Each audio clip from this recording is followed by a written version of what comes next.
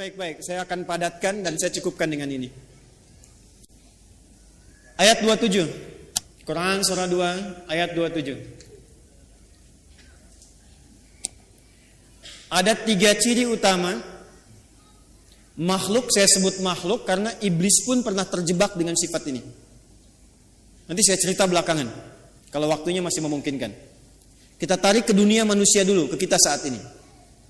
Ada 3 keadaan yang menjadikan seseorang bisa terkontaminasi dengan penyakit fusuk sehingga menjadi fasik. Illal fasiqin, kata al-fasiqin jamak dari kata fasik,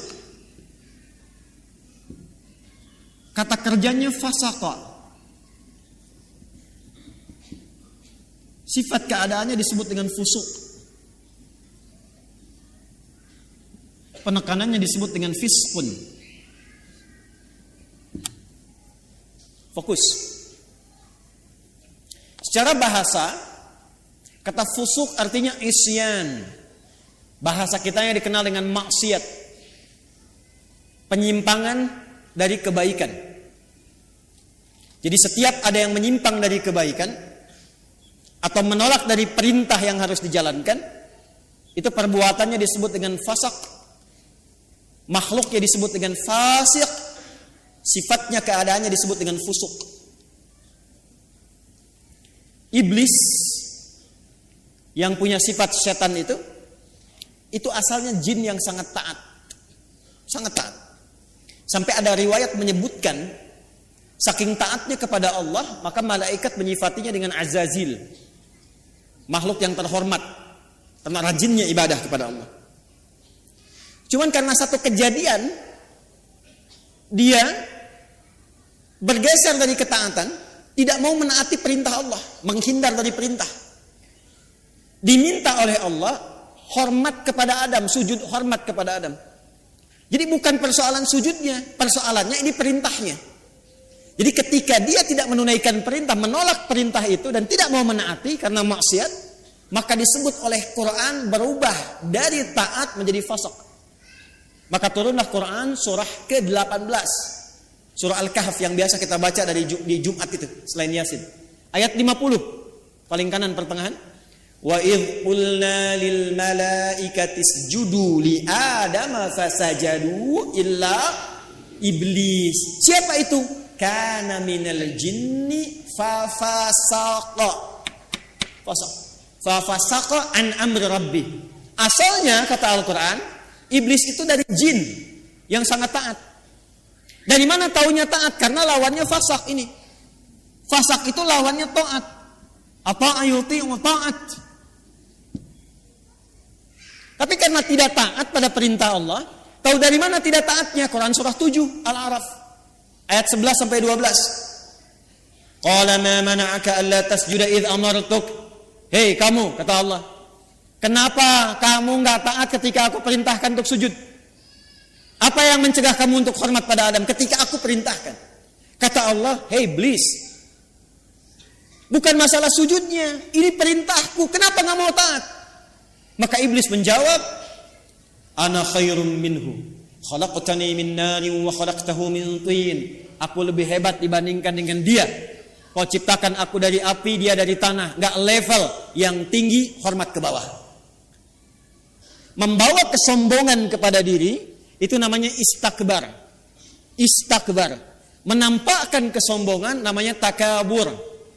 Karena dia membawa melekatkan kesombongan pada dirinya, maka pekerjaan itu disebut dengan istakbar. Enggan, tidak mau disebut dengan aba. Kenapa? Karena istakbar. Quran surah kedua Al-Baqarah ayat 34. Wa idh qulna lil malaikati isjudu li Adama fasajadu illa iblis aba wastakbar wa kana minal kafirin. Makanya ketika keburukan menutupi kebaikannya, ingat, ada baik menutup buruk, ada buruk menutup baik, itu beda. Kalau baik ini pakaian baik, menutup yang buruk, ada bagian tubuh kita yang enggak enak dipandang, buruk.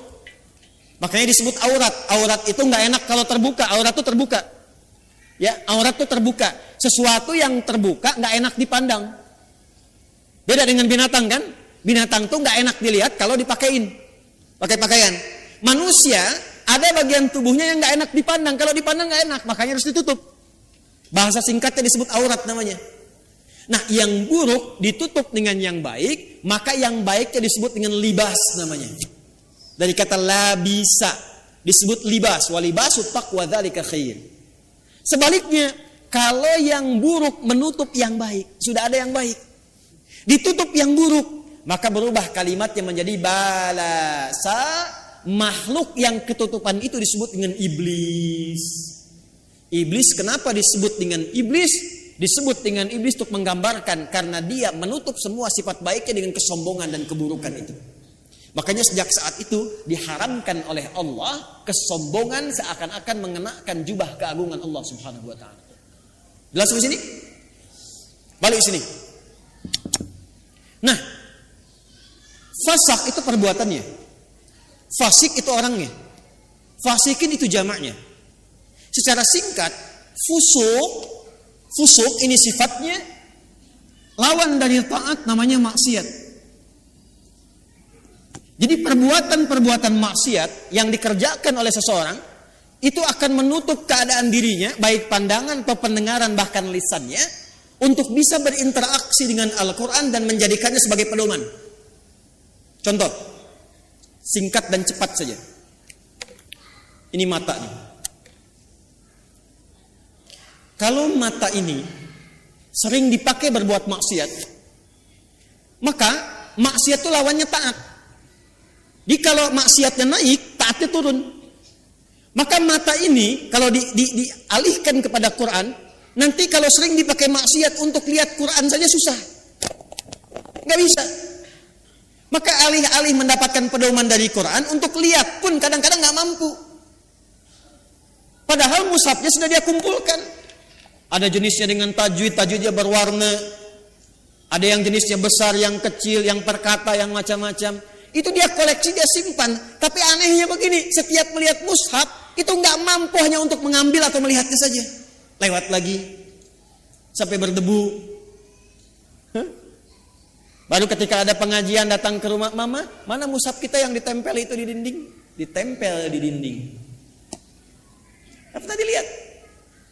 Nah, kalau sehari gak bisa tuh berinteraksi dengan mushaf, dengan Quran, ambil mushaf yang paling besar, simpan di ruang tengah malam, buka begini, jangan dibaca, tanyakan dulu pada diri kita masing-masing, mengadu ke Allah, ya Allah, maksiat apa yang aku kerjakan di mata ini sehingga tak sanggup melihat Al-Quran sampai detik ini. Telinga, Anda dengar ngaji, dari masjid dengar ada tahrim, anak-anak dengar bacaan Quran, ada pengajian-pengajian, tapi telinganya nggak sanggup dengar. Kok kayaknya nggak enak? Ada yang gelisah, ada yang jenuh, bahkan ada yang anti. Artinya apa? Telinga ini seringkali digunakan untuk mendengar yang salah, maksiat. Quran surah ke-6 misalnya ayat 25, wa fi adanihim waqra, di telinganya ada sumbatan. Telinganya ada sumbatan. Nah, ada 3 perbuatan besar dari maksiat ini yang kalau dikerjakan itu, dan kita berlindung pada Allah dari 3 perbuatan ini, kalau dikerjakan itu maka secara otomatis dia akan mempengaruhi pelakunya langsung mendapatkan sifat fusuk dan berpotensi menjadi fasik sehingga tak mampu mendapatkan pedoman-pedoman dan petunjuk dalam Al-Quran. Secara cepat, apa saja perbuatannya untuk kita tinggalkan dan kita jauhi? 1. Alladzina yanquduna 'ahdallahi min ba'di mitsaqih. Perhatikan baik-baik. Yang pertama, penyakit ini berpotensi menyerang semua kalangan karena itu menggunakan kata alladzina. Disebutkan sebanyak 1080 kali dalam Al-Quran, mencakup semua tanpa kecuali. Laki-laki, perempuan, besar, kecil, tua, muda, dan seterusnya. Yang pertama, alladzina yanquduna 'ahdallahi min ba'di mitsaqih. Yaitu orang-orang yang memutuskan atau menyalahi komitmen dengan Allah setelah dia berkomitmen untuk memegang teguh janjinya. Menyalahi komitmen dengan Allah. Komitmen dengan Allah.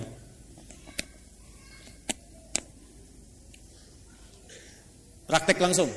Awas hati-hati. Apa komitmen pertama kita yang paling pokok dengan Allah?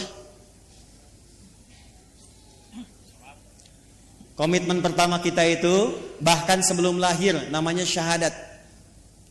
Quran surat 7 catat ayatnya. Al-A'raf ayat 172. Wa idz akhadha rabbuka min bani adama min dhuhurihim dhurriyyatahum wa ashhadahum ala anfusihim alastu bi rabbikum qalu bala syahidna an taqulu yaumal qiyamati inna kunna an hadza ghafilin. Komitmen pertama kita adalah asyhadu an la ilaha wa asyhadu anna. Bahkan untuk menjaga komitmen ini tiap hari kita sholat untuk menjaga komitmen ini. Makanya setiap sholat kita tahiyat, kita bacakan dalam tahiyat asyhadu an la ilaha wa asyhadu anna muhammadan. Perhatikan. Maka dari sini muncul dua turunan. Turunan pertama langsung pokok komitmennya syahadat. Yang kedua amalan penguatnya sholat. Komitmen pokok asyhadu an la ilaha. Apa arti kalimat Allah? Arti kalimat Allah itu dua yang pokok. Satu, yang dipertuhankan. Yang dipertuhankan. Jadi Allah itu bukan sifat, Allah itu nama. Ya, bukan sifat. Kalau ada yang bertanya siapa Allahmu, itu salah. Karena Allah itu nama. Siapa nama Tuhanmu? Allah. Makanya ketika orang-orang Quraisy, orang kafir bertanya pada Rasulullah, siapa nama Rabbu Muhammad? Karena engkau menyebutkan Rabb. Qul a'udzu birabbin nas, qul a'udzu birabbil falaq. Siapa namanya? Maka turunlah surah Al-Ikhlas. Qul, katakan Muhammad sallallahu alaihi wasallam, huwa, yang dimaksud Rabb itu Allah. Nah, Allah ini punya dua arti pokok. Pertama adalah yang dituhankan, satu-satunya yang dituhankan. Ini. Yang kedua, yang diibadahi. Kedua makna ini ada di Quran surah ke-20 ayat 14. Allah mengenalkan dirinya kepada Musa alaihi salam dengan dua makna ini. Innani anallah, kata Allah, akulah Allah. Nama. Apa artinya Allah? La ilaha illa ana, la ilaha illa. La menolak. Ilaha yang dipertuhankan, illa menetapkan. La-nya nafi, illa-nya isbat. La ilaha, tidak ada satupun yang dipertuhankan. Illa, kecuali, kata Allah, ana, Allah. Kecuali saya, kata Allah. Maka kalau sudah mengatakan Tuhan saya Allah, Anda mengatakan asyhadu an la ilaha illallah, maka komitmennya jangan pernah menuhankan selain Allah. Paham? Saya ulang, jangan pernah menuhankan selain siapa? Ingat, kita menghormati keyakinan orang lain. Dan toleransi tertinggi dalam menghormati itu adalah tidak mencampuri ketuhanan di luar apa yang kita yakini. Karena itulah ayatnya berbunyi lakum dinukum la ikraha. Jangan ganggu, nggak boleh. Hormati saudara kita, yang Kristen, yang Hindu, yang Buddha, yang Konghucu, hormati. Tapi jangan campuri. Karena toleransi terbaik itu tidak mengikutinya. Silahkan masing-masing, jangan ganggu. Gak boleh merasa terganggu, tapi jangan ikut-ikutan. Gak usah ikut-ikutan. Toleransi tertinggi dalam akidah itu zero tolerance. Supaya saling menghormati. Ya, karena kalau Anda datang ke tempat itu, Anda ingin menghormati tapi ikut-ikutan, itu terjadi sifat munafik nantinya. Ya, di lisan iya, di hati mengingkari. Itu gak boleh, Islam gak suka begitu. Antara lisan dengan hati itu harus sama. Ya, jangan sampai, mohon maaf, ya, lisannya berkata, ya, ikuti senyum, tapi hatinya mengingkari. Salah sesembahanmu, itu bukan Tuhanmu. Nah, Islam gak mau begitu. Hormati orang lain, silahkan yakini apa yang Anda yakini. Kalau pengen tahu tentang Islam kami ajarkan, ya, tapi jangan ikut-ikutan. Dan tidak boleh mengganggu, itu yang paling indah. Lakum dinukum. Karena itu kalau sudah la ilaha il, asyhadu an la ilaha il, maka tidak boleh mengatakan kalimat ini. Camkan ini. Tuh. Tuh. Kedengaran? Begitu Anda lakukan, ambulan nanti siap menanti. Dan ambulannya malaikat maut itu yang paling sangat menegangkan. Kalau sudah mengatakan la ilaha, asyhadu an la ilaha, itu komitmen. Maka tidak boleh ada kalimat ini. Camkan. Semua agama sama, menuju pada Tuhan yang sama. Cuman caranya beda-beda. Maka itu sudah mulai pelanggaran terhadap komitmen. Saya yakin orang-orang yang seperti itu tidak akan pernah atau kesulitan dia mendapatkan petunjuk dari Quran. Yang ada apa? Semakin salah ngajinya. Ayatnya semakin dipotong-potong. Ayat tentang menuhankan Allah dipotong. Ayat tentang sholat pada akhirnya nggak sholat. Ayat tentang puasa pada akhirnya nggak pada puasa. Itu yang kebablasan. Di orang-orang kalau sudah begitu, apalagi mengolok-olok ayat, pada ujung-ujungnya nggak yakin tentang Qurannya sendiri. Dan kalau dites ngaji, ujungnya nggak bisa ngaji juga itu. Ini yang bahaya. Di orang-orang yang seringkali melanggar komitmen, pada akhirnya sulit mendapatkan petunjuk dari Al-Quran. Yang ada, Quran akan dipotong-potong sesuai dengan selera nafsunya. Jelas? Awas. Saya kalau akidah agak tegas ya. 2, sholat. Ini amalannya. Bagi Anda yang sudah asyhadu an la ilaha, maka jaga komitmen itu lewat ibadah. Maka bagian keduanya kembali ke Quran surah 20 ayat 14. Innani anallahu la ilaha illa ana fa'budni. Buktikan untuk menyembah Allah yang dipertuhankan, diibadahi. Bagaimana caranya? Wa aqimis sholata lidzikri. Jaga la ilaha illallah itu lewat sholat. Makanya kalau ada orang yang sudah mulai malas sholat, itu secara otomatis akan sulit berinteraksi dengan Quran. Gak percaya silakan. Anda, jangan Anda lah ya. Kalau ada orang yang sudah mulai malas sholat, bahkan meninggalkan sholat, jangan harap dia mau ngaji. Apalagi mendapatkan petunjuk dari Quran. Persamaan terbaliknya, kalau Anda ingin mendapatkan banyak manfaat dari Quran, kemudian terbawa suasana kita ingin mendekat kepada Quran, menanamkan cinta pada Quran, maka persamaan terbaliknya, 1, perbanyak sholatnya. Ini. Tingkatkan dari yang fardu, bukan bilangannya. Ya, bukan bilangannya, tapi value-nya. Jadi bukan meningkatkan subuh 2 rakaat jadi 4, bukan. Ya. Coba lihat yang mengiringinya, ada sunnahnya tidak. Jadi kalau orang semakin banyak sholatnya, pasti semakin senang dengan Qurannya, itu udah otomatis. Otomatis itu. Anda kalau sudah mulai senang tahajud, senang duha, senang khatib, demi Allah saya katakan, itu Anda nggak akan lepas dengan mushaf. Pasti itu. Sudah persamaan itu. Sudah persamaan. Jelas? Nah, setelah itu nanti, kalau sudah senang Quran, pindah cara ngajinya. Dari mulai belajar baca, belajar pahami, sampai keluarkan kurikulum hidup yang sesuai dengan aktivitas Anda. 1.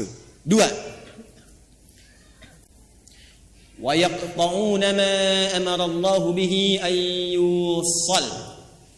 Seringkali memutus apa yang Allah perintahkan untuk disambungkan. Memutus hubungan. Memutus apa yang Allah perintahkan untuk disambung. Ini babnya banyak. Saya ulang, babnya banyak.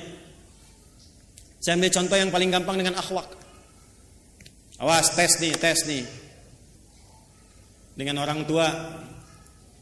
Awas, jangan-jangan ngaji sekarang kelihatan nyaman, enak, baik-baik dan sebagainya, ternyata dengan orang tua belum selesai masalahnya. Orang tua dengan anak harus nyambung tidak? Harus sayang tidak?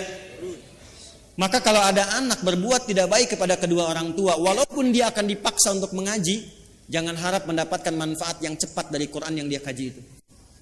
Mandek pasti itu. Persamaan terbaliknya, kalau Anda menginginkan anaknya ingin cepat lekat dengan Quran, maka berbuat baik pada orang tua. Persamaannya dipersamakan lagi, kalau ibu ingin anaknya dekat dengan Al-Quran, ya, maka ibu sayangi anak, perbanyak doa kepada Allah, mintakan supaya anak itu bisa lekat dengan Quran. Jadi saya ingin katakan, menyambung hubungan dengan yang Allah perintahkan disambung, dengan orang tua, dengan ibu, dengan ayah, kasih sayang yang baik, berikan perhatian, doa, itu salah satu fadilahnya mempercepat kemampuan kita untuk menangkap petunjuk dari Al-Quran. Dan itu yang dilakukan oleh ulama-ulama dulu. Ibu jangan lihat Imam Syafi'inya sekarang karya dan umatnya banyak. Kalau Anda pengen tahu Imam Syafi'i itu bisa demikian, salah satunya perjuangan ibunya yang single parent. Lahir di Gaza, datang ke Mekah digendong-gendong tuh dari tawafnya sampai diajarin dan sebagainya. Jadinya seperti sekarang.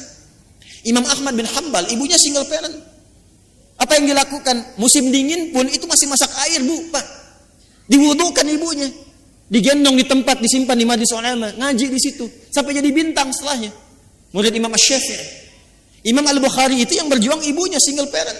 Mazhabnya Syafi'i. Jadi ada persamaan antara menyambung sesuatu dengan erat dengan petunjuk dari Al-Quran. Maka kalau ingin mendapatkan kemuliaan Al-Quran, dimulai dengan salah satunya apa? Minta ridho orang tua siapa yang masih ada. Minta doa. Ibu jangan diminta, doakan anaknya. Ya, minimal ada satu di keluarga yang jadi kebanggaan. Di akhirat, Bu. Karena kalau dunia sementara. Harus ada di keluarga Anda itu, saya, kita, yang dipanggil di akhirat mewakili keluarga besar. Jadi kebanggaan. Itu loh anak-anak yang sering Anda lihat orang tuanya itu orang biasa. Ya, hartanya nggak banyak, makannya terbatas, Anda merasa kasihan. Jangan salah, mungkin yang perlu dikasihani itu Anda. Karena dia telah menciptakan, membuat sebuah sistem kehidupannya bahagia di sisi Allah. Jadi kebanggaan. Ternyata anaknya sudah hafal Quran 30 juz. Ternyata orang tuanya hafal Quran dengan 7 riwayat. Dan dia siapkan anaknya jadi kebanggaan di akhirat. Saat orang tua yang kadang dipandang sebelah mata di dunia itu, bahkan anaknya mampu memakaikan mahkota di kepala ibu dan ayahnya di hari kiamat kelak. Anda ada di mana? Harus berubah cara berpikirnya. Besok itu wafat, teman-teman. Besok itu kembali. 3 yang terakhir, wa yufsiduna fil ardh. Orang yang senang merusak. Fasad. Senang merusak. Fasad itu definisinya banyak. Ya, mencuri merusak tidak? Menipu merusak tidak? Mencela merusak tidak? Jangan harap Anda ngaji, datang ke pengajian tapi senang mencela orang lain. Jangan harap mendapat petunjuk dari Quran dengan cara yang benar. Anda kerja, ngambil harta yang haram, korupsi, menipu dan sebagainya. Jangan harap dekat dengan Quran. Makanya orang-orang yang korupsi itu bisa dicek deh, pasti nggak bisa ngaji. Walaupun asalnya bisa ngaji, jauh dari Quran pada akhirnya. Saya di Libya pernah satu majlis dengan salah satu tokoh yang diagungkan oleh kalangan liberal. Namanya Jamal Al-Banna. Jamal Al-Banna ini dulunya itu salah satu yang sangat concern dalam hadis, hafal Quran. Tapi satu kali terjadi perubahan dalam hidupnya, singkatnya dia keluar ke barat. Di barat berubah pandangannya, punya interaksi yang salah, yang keliru, maka pikirannya berubah menjadi liberal. Satu kali ke Libya, ke Tripoli, jadi kami itu punya pelajaran salah satunya al-istishraq wa tansir, gerakan-gerakan orientalis, tokohnya siapa aja. Dahsyatnya kurikulum di sana, kalau sudah belajar nanti tokohnya diundang kalau masih hidup. Jadi kita berdialog, tahu pemikirannya bagaimana. Secara singkat, masih ada videonya sampai sekarang. Gambarnya, fotonya saya masih ada. Itu begitu datang, kita duduk sama menyimak. Itu membaca yang paling ringan dalam Al-Quran yang jadi favorit Anda sekalian. Kan ada 3 surat paling favorit di muka bumi untuk setiap muslim saat ini. 3 qul terakhir kan? Ya, qul huwallah, qul a'udzu birabbil falaq, qul a'udzu birabbin. Itu baca Al-Ikhlas, qul huwallahu ahad, tertukar-tukar enggak selesai-selesai. Qul huwallahu ahad, Allahu lam yalid wa lam yakul huwallahu ahad, Allahu, sampai istighfar para mufti yang ada pada saat itu, astagfirullah, astagfirullah. Anda bisa bayangkan. Apa? Karena Quran yang baik tidak akan bercampur dengan yang kotor. Jadi kalau sudah mendapatkan dengan cara yang kotor, harta yang kotor, pikiran yang tidak baik, enggak akan pernah Quran jadi petunjuk dalam hidupnya. Ini. Maka kalau ingin jadi ahli Quran, jangan merusak. Anda mahasiswa jangan nyontek. Jadi mahasiswa yang jujur. Bekerja yang benar, belajar yang benar. Masuk kelas disiplin. Nanti kalau Anda udah jadi ahli Quran, Anda akan menikmati bagaimana Anda menuntut ilmu. Jadi senang belajar itu, nikmat, nyaman. Ya, dan potensi Anda akan muncul. Menapak ke bumi, terhubung dengan Allah dengan sangat kuat. Energi potensial begitu kan? EP sama dengan M dikali G kali H kan? Energi potensial sama dengan M dikali G kali H, gitu kan? Massa kalikan gravitasi kalikan ketinggian. Anggaplah ini Anda, gravitasinya menapak bumi dengan aktivitas Anda, haknya haid tersambung ke atas. Walaupun ini adalah mengambang yang tidak menempel, tapi potensinya ada di situ. Kalau Anda mampu memijak bumi dan menyambungkan diri Anda kepada Allah dengan kuat, maka semua potensi yang ada pada diri Anda akan keluar. Tinggal Anda rubah itu menjadi kinetik. EK sama dengan setengah M dikalikan V kuadrat. M kalikan V kuadrat. Usaha Anda nggak akan banyak lagi, cukup setengah, tapi percepatannya banyak. Kalau Anda ingin rubah jadi pekerjaan dan beraktivitas, gabungkan potensial dengan kinetik, maka dia menjadi energi mekanik. IM sama dengan EP dikalikan EK. Anda fisika belajar nggak sih? Mana yang ITB jurusan fisika? Betul nggak ini? Hah? Betul nggak? Betul kan? Tapi nanti energi itu juga bisa berubah. Mesti ada daya, mesti ada kekuatan, mesti ada waktu. Makanya rumus energi nanti berubah kan ketika masuk ke energi listrik. Ya kan? W sama dengan, apa rumusnya? P dikalikan T kan? Ini dayanya, kekuatan, ikhtiarnya, waktunya terbatas. Jadi Anda mengeluarkan energi itu, ya itu terbatas waktunya sampai ajalnya tiba. Quran surah 7 ayat 34. Maka manfaatkan waktu sebaik-baiknya, tanamkan jarak dengan kuat, atur kecepatan dan manfaatkan waktu dengan baik. Maka muncullah rumus jarak S sama dengan V dikalikan T. Halo? Saya senang fisika itu. Saya masih senang belajar baca sekarang. Kalau waktu-waktu senggang saya ke toko buku, yang saya beli itu fisika, kimia, modul-modul sekolah gitu. Saya pelajari lagi, saya lihat-lihat. Kenapa? Karena Allah mendesain alam semesta ini untuk bisa dibaca dan dikaji, dan pusat kajian itu dasarnya berupa pengetahuan. Allah menetapkan nih, kan fisika itu membaca alam kan?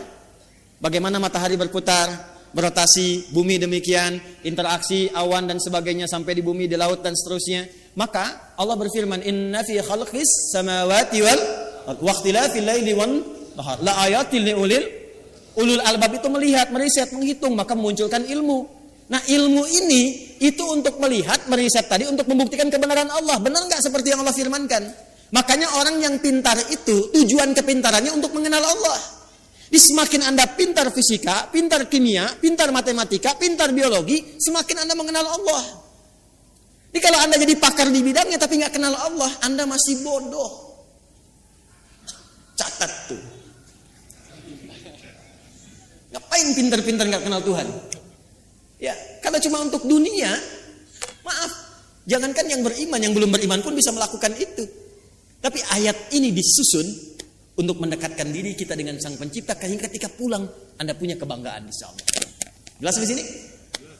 Halo, jelas? Maka hati-hati dengan unsur-unsur fusuk yang bisa menyebabkan fasik. Ada 3 maksiat utama. Masih ingat satu apa? Melanggar komitmen utama dengan Allah.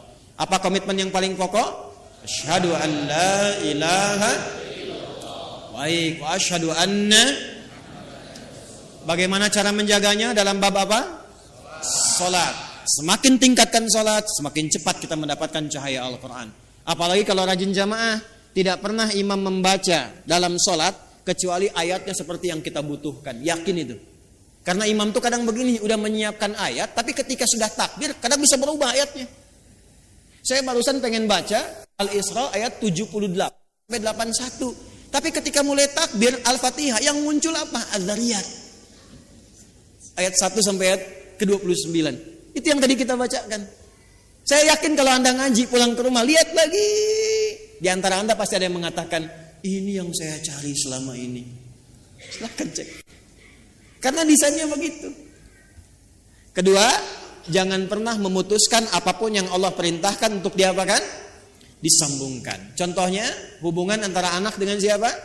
Orang tua. Hubungan timbal balik ini kalau benar dilakukan, pasti akan memudahkan kita berinteraksi dengan Al-Quran. Yang ketiga, jangan pernah merusak dalam berbagai aktivitas di muka bumi.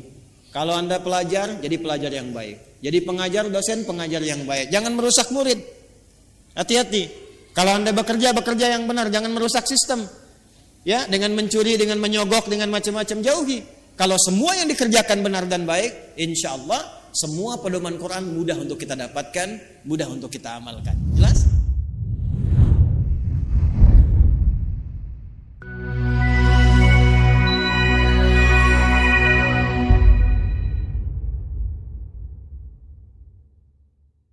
Bismillahirrahmanirrahim. Assalamualaikum warahmatullahi wabarakatuh. Alhamdulillah, wassalatu wassalamu ala rasulillah wa ala alihi wa sahbihi wa man wala wa ba'd. Saudara-saudariku, semoga kita semua senantiasa dalam rahmat dan ridha Allah Subhanahu wa taala, diberikan kemampuan, kekuatan untuk selalu mengkreasikan aktivitas kita bernilai baik serta bermuatan amal saleh yang insya Allah bisa kita bawa pulang menghadap Allah Subhanahu wa taala saat ajal yang telah ditetapkan itu tiba bagi kita semua. Di antara amal terbaik yang pernah juga ditunjukkan oleh Rasulullah SAW dalam rangka mencari bekal pulang kembali menghadap kepada Allah, di antaranya adalah wakaf. Wakaf, amal saleh yang menjadikan satu benda atau bahkan peluang-peluang kebaikan hanya ditujukan untuk ibadah saja dan diniatkan sepenuhnya untuk penyembahan kepada Allah Subhanahu wa taala dalam rangka mencari keridhaan Allah Subhanahu wa taala. Orang yang berwakaf berpotensi terampuni dosa-dosanya di sisi Allah Subhanahu wa taala. Orang yang berwakaf berpotensi mendapatkan aliran pahala yang terus mengalir, jariyah, di kemudian hari yang menerangi alam kuburnya sampai ia kembali kepada Allah Subhanahu wa taala. Teman-teman, karena itu alhamdulillah ada satu bagian yang kami memang kreasikan untuk menjembatani amal soleh ini sehingga kita yang berkehidupan masih mendapatkan peluangnya, ialah pembangunan Ma'had Islam Rafi'ah Akhyar Mira. Izinkan kami melaporkan apa yang telah berlangsung dari sejak awal pembangunan sampai dengan detik ini. Teman-teman bisa saksikan, alhamdulillah, dari tatanan administratifnya, surat-suratnya semua menunjukkan bahwa tanahnya, asetnya, seluruhnya wakaf. Tidak ada dimiliki oleh satu pihak termasuk seorang Adi Hidayat. Insya Allah semua aset tanah wakaf, semua bangunan yang ada di dalamnya wakaf. Dan kami pun mewakafkan tenaga, pikiran, pengetahuan, bahkan harta yang insya Allah juga bisa kita tabung dan kita kumpulkan untuk mengisi kegiatan di pesantren ini sehingga ke depan ada calon-calon ulama, ahli Al-Quran, ahli hadis, ahli fikih Islam yang kita bisa kontribusikan untuk membangun dan memakmurkan negeri tercinta Indonesia ini dan juga bisa menginspirasi nilai-nilai Islam yang penuh dengan kemuliaan, toleransi, kebaikan, dan kekayaan pengetahuan yang membangun peradaban bagi dunia seutuhnya. Insya Allah. Sampai saat ini, alhamdulillah proses pembangunan seperti Anda bisa lihat ada masjid yang sedang berproses, sudah selesai struktur rangka baja sampai dengan ke atas. Berlangsung insya Allah ada pengecoran dan mudah-mudahan ke Ramadan ini dalam 4 bulan ke depan bisa diselesaikan setidaknya lantai 1 sehingga insya Allah bisa digunakan untuk kegiatan ibadah khusus di bulan Ramadan. Asrama juga insya Allah kita sedang berjalan membangun. Kemudian juga ruang kelas, guest house telah disempurnakan sehingga insya Allah dalam waktu yang tidak lama ke depan sebelum santri-santri formal masuk kita akan gunakan terlebih dahulu untuk mentraining, memberikan pelatihan bagi para pendamping calon guru-guru yang akan mengisi di dalamnya. Untuk itu masih ada kesempatan teman-teman yang ingin berwakaf, mengambil peluang sebelum semuanya selesai dan tuntas dan tidak kami buka kembali. Maka dipersilahkan teman-teman untuk berinvestasi wakaf di dalamnya. Bukan konteksnya berdonasi, bukan konteksnya untuk menyumbang, karena ini memang bukan sumbangan. Ini adalah investasi teman-teman sendiri dalam bentuk wakaf dalam wujud beramal saleh. Teman-teman dapat menyalurkan ke rekening BSI Bank Syariah Indonesia, nomor rekening 111 3 kali satunya 111 4 kali 4-nya 4 142 142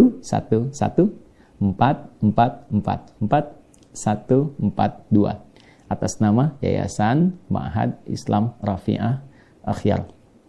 Terkhusus untuk masjid juga kita khususkan ada rekening khusus yang kita kerjasamakan wakafnya melalui kitabisa.com. Alhamdulillah kami berdiskusi dan wakafnya kitabisa.com tidak mengambil 1 sen pun dari pembiayaan ataupun administratif.